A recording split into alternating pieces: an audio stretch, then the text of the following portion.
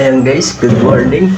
So kwentuhan na naman tayo dito sa ating YouTube channel. Ano po? Ayan, basta. May kape na ako. Simulan natin magkape. Pag-aga pa na. Alas 6 na siguro.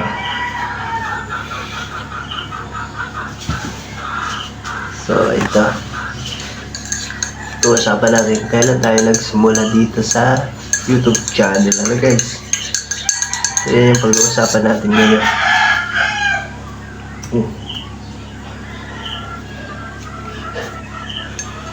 So, nag-start ako dito, ano pa, October 17, 2019.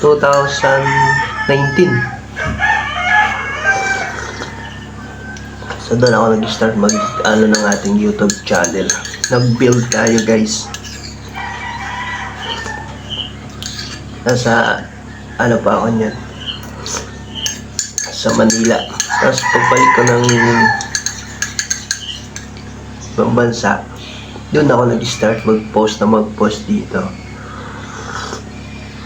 Mga cooking, tapos meron din tayo mga travel vlog, mukbang. Doon ako nag-start.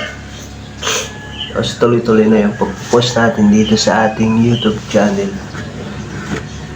Noong una, sobrang mahirap kasi wala talagang nanonood, wala akong subscriber, so wala din akong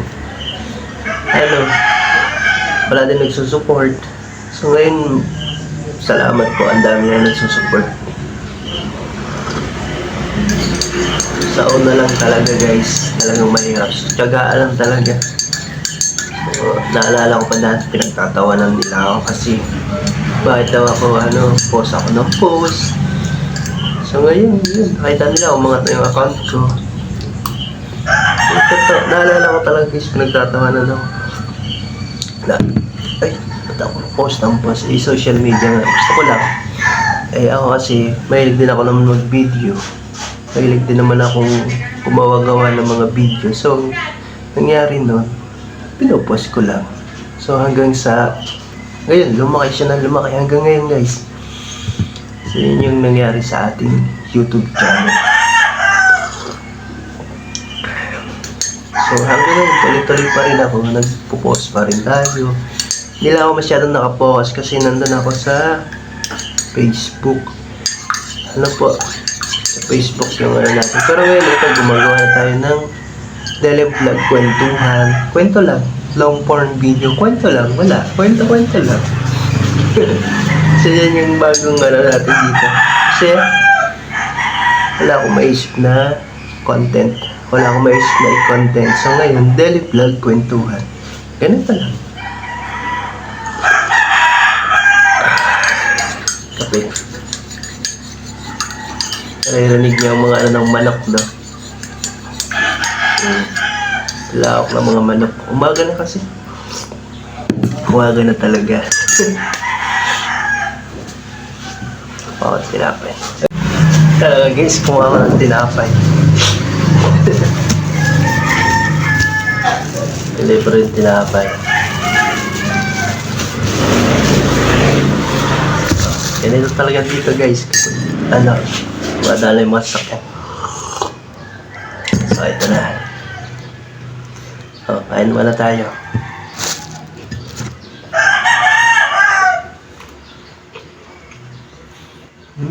Sarap.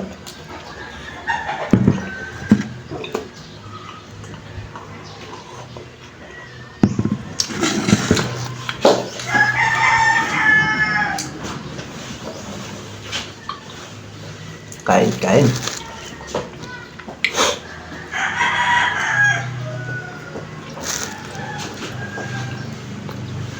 So yun na nga guys, mula nun, nag-post dito sa ating YouTube. Kahit na, kahit na hindi tayo masyadong updated. Pero may mga post pa rin talaga ako dito sa ating account. Alala ko pa dati simula pa lang guys. Pag umaga ako minsan maghapon ako naka-live. Kabukas lang yan dyan, tapos minsan mag-umaga.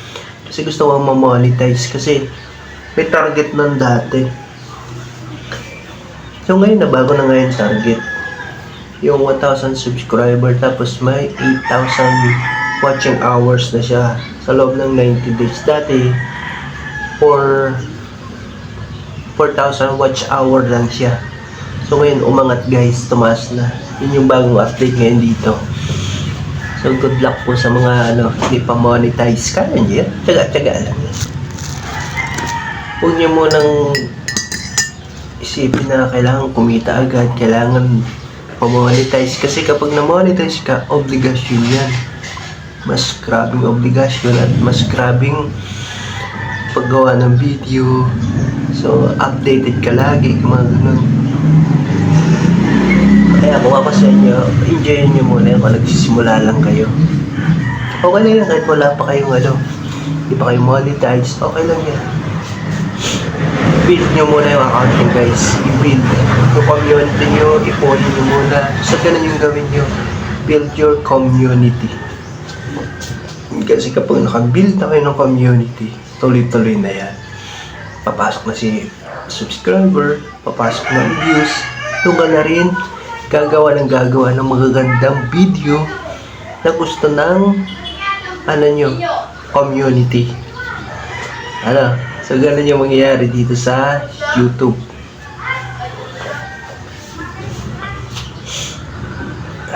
Ano pa?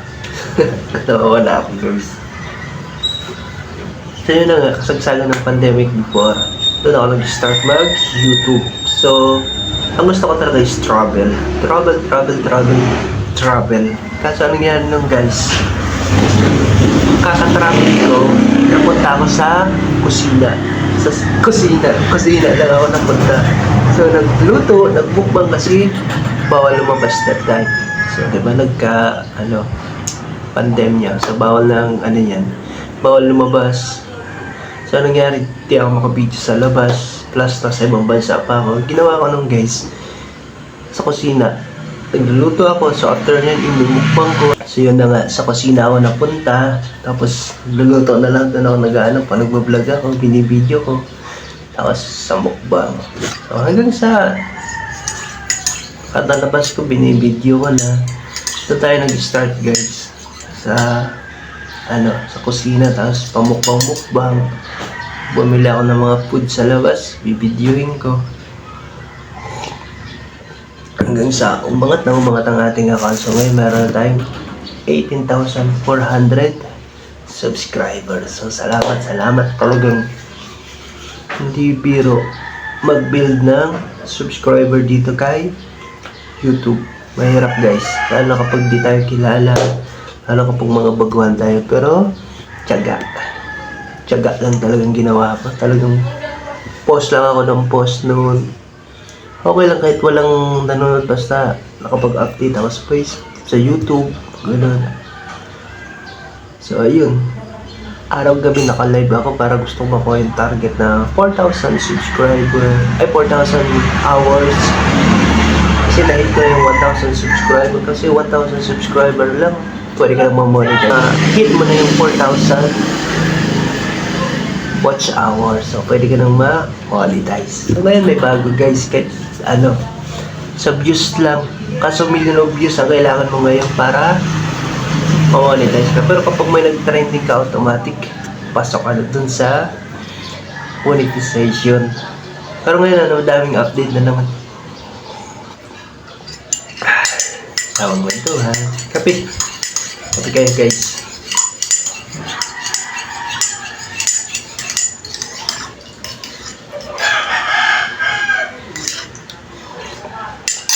So, yun na nga. Habang, bawal mabas before. So, sa kusina lang guys, yung nangyayari nun. Pag namalingki ako, bibidyoin ko. Tapos, habang piniprepare ko yung mga foods, binibidyo ko. So, habang nagluluto ako, binibidyo ko. Tapos, after nun, pag bumukbang ko, binibidyo ko. So, 4 na video ang nagagawa ko sa isang lakaran. Kasi kahit anong video talaga ginagawa ko kasi hinahanap ko pa yung niche ng ating account. So, hindi ko pa alam kung anong niche. So, sayang naman yung bawal ka lumabas. So, anong nangyayari nun guys, kung ano na lang yung nandun, pinaikot-ikot ko na lang sa video. Minsan, habang namamalingke, bumibili. Tapos, pagdating ng preparation, cooking, mukbang. So, nakakaapat tayong video sa isang galawan. So, parang bawi yung gastos, guys. So, yung ginawa ko nung nag-start pa lang ako dito sa YouTube. Tapos, talagang updated tayo, guys. Updated tayo sa mga nangyayari. Sa nangyayari ng mga OFW, nag-build kami ng group. Iba't ibang bansa. So, may mga chat group na rin kami. So, kapag naka-live kami, nandun naka-support yung mga ibang OFW. So, yun ang libangan namin before. Kasi that time sa Facebook, wala pa siyang monetization, wala pang income guys that time. So, kailan lang yung nagka-monetization si Facebook, puro YouTube ang meron. So, ano yung tambayan namin. Kapag support, kapag nagla-live, andyan talaga. So, nung kalakasan nga ng pandemic, talaga nag-boom ang YouTube channel. Ang dami. Mga OFW na yan, lahat. Halos nag-YouTube active ang social media ni YouTube dati. Guys, nung kasagsagan ng bawal lumabas. Diba? Lahat naman bawal lumabas.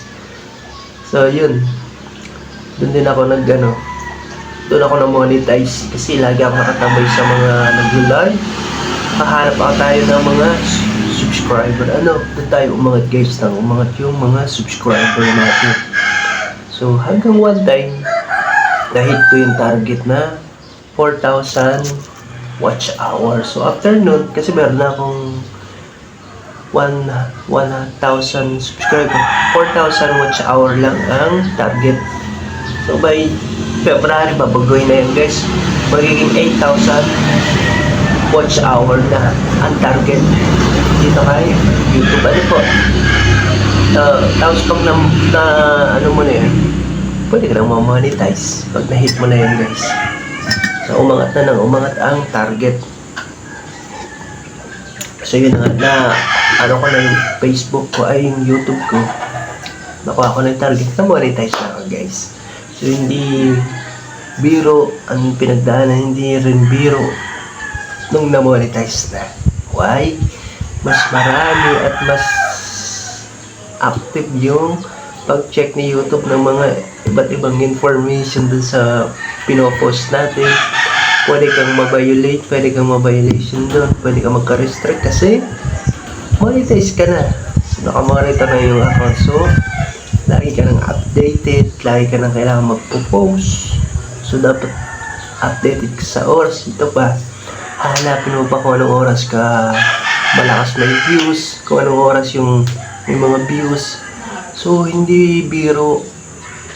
Kaya alam nila kapag basta monetize ka, malaki ng kita. Hindi. I-build mo pa yan. Gagawa ka pa ng mga video, tapos magpo-post ka ng anong oras. So, kailangan alam mo lahat yun. Kasi hindi basta porket monetize na, malaki na ang hindi. May mga tamang proseso pa yan dyan sa system. Tamang pag-check pa yan.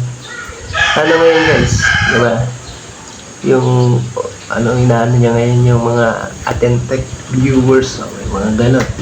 So, yun yung nangyari dito sa aking account. So ngayon, hanggang ngayon, tuloy-tuloy pa rin tayo. Post pa rin tayo ng post. Umaangat sa panang umaangat. Salamat po. Nagkakape muna tayo. Ikaw tapos magkape. Ano naman guys?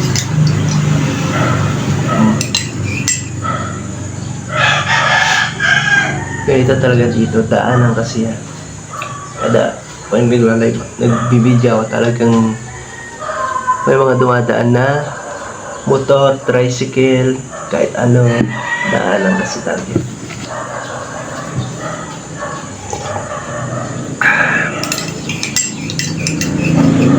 So, ito na nga, hanggang ngayon guys, hinahanap ko pa rin kung ano talagang niche ng aking account. Po, kaya sabi ko nga, taos pusong pasasalamat nandiyan kayo, nanonood kayo. So talagang laking tulong yung guys. Dati, hindi talaga umangat. Pero malakas ngayon guys ang short video. Po, lalo sa akin, puro short video yung malalakas ko ngayon. Talagang umaangat yung views. 1,000, 1,001, mga ganun. Basta 1,000 yung karamihan, 1,000 up yung ano ko dito sa short video. So, yun yung maganda ngayon kasi umaangat siya ng umaangat. Short video lang siya pero ang taas ng views. At eto na guys, may mga earnings din siya.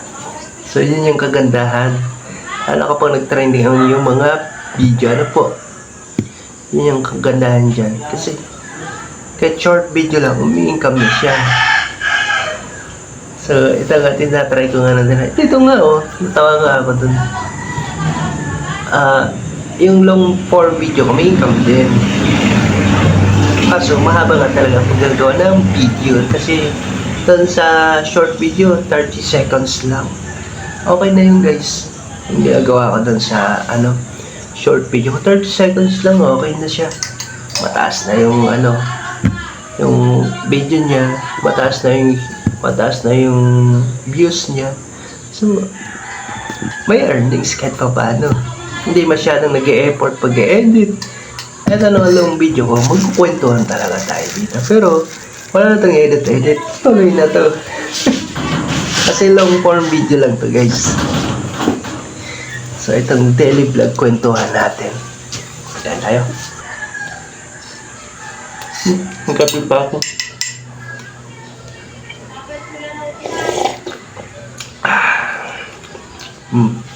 Meron pa rin kape.